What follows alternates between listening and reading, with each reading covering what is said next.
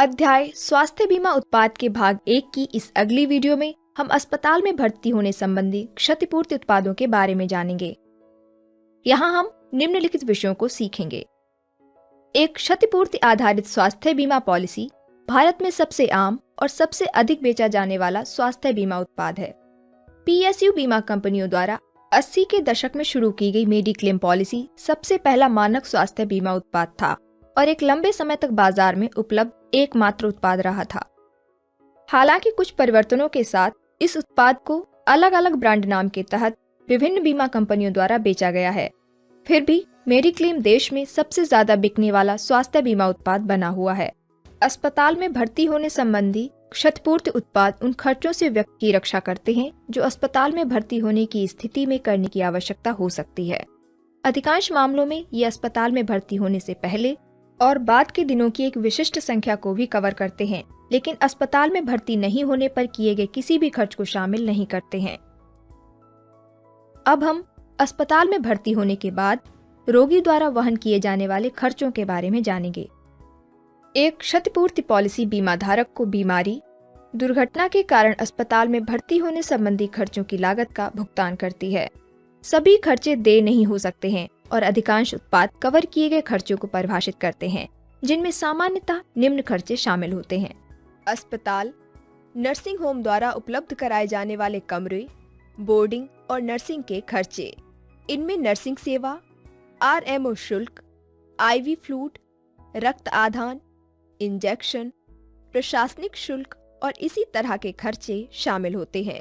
Intensive care unit ICU के खर्चे, surgeon, anaesthetist, चिकित्सक, सलाहकार, विशेषज्ञों की फीस, एनेस्थेटिक, रक्त, ऑक्सीजन, ऑपरेशन थिएटर शुल्क, सर्जिकल उपकरण, दवाएं और ड्रग्स, डायलिसिस, कीमोथेरेपी, रेडियोथेरेपी, शल्य चिकित्सा की प्रक्रिया के दौरान प्रत्यारोपित करने वाले कृत्रिम उपकरणों की लागत जैसे पेसमेकर, ऑर्थोपेडिक प्रत्यारोपण, इंफ्राकार्डियक वाल्व प्रतिस्थापन, वस्कुलर स्टेंट, उपचार से संबंधित प्रासंगिक प्रयोगशाला, नैदानिक परीक्षण और चिकित्सा संबंधी अन्य खर्चे।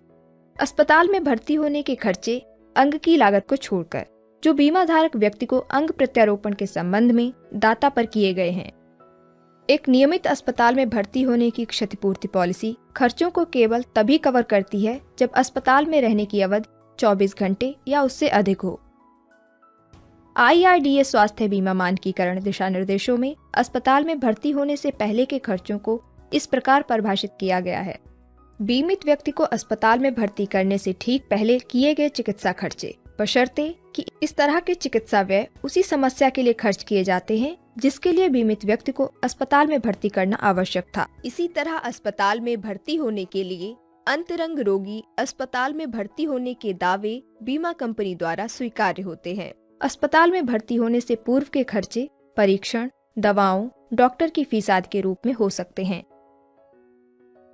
IRDA स्वास्थ्य बीमा मानकीकरण दिशा निर्देशों में अस्पताल में भर्ती होने से पहले के खर्चों को इस प्रकार परिभाषित किया गया है। बीमित व्यक्ति को अस्पताल से छुट्टी मिलने के तुरंत बाद खर्च किए गए चिकित्सा व्यय, बशर्ते कि इस तरह के चिकित्सा व्यय उसी समस्या के लिए खर्च किए गए हैं जिसके लिए बीमित व्यक्ति को अस्पताल में भर्ती करना आवश्यक था, और इस तरह अस्पताल में भर्ती होने के लिए अंतरंग रोगी अस्पताल में भर्ती होने के दावे बीमा कंपनी द्वारा स्वीकार्य हैं। अस्पताल में भर्ती होने के बाद के खर्चे अस्पताल से छुट्टी मिलने के बाद की दवाओं, ड्रग्स, डॉक्टरों द्वारा समीक्षा आदि के रूप में हो सकते हैं।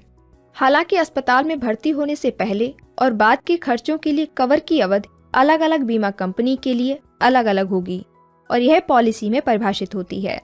सबसे आम कवर अस्पताल में भर्ती होने से 30 दिन पहले और 60 दिन बाद के लिए हैं। अस्पताल में भर्ती होने से पहले और बाद के खर्चे समग्र बीमा राशि का हिस्सा बनते हैं, जिसके लिए पॉलिसी के अंतर्गत कवर प्रदान किया गया है। एक व्यक्तिगत स्वास्थ्य पॉलिसी में अस्पताल में भर्ती हुए बिना घर पर चिकित्सा उपचार कराने में होने वाले खर्चों का ध्यान रखने का भी एक प्रावधान होता है।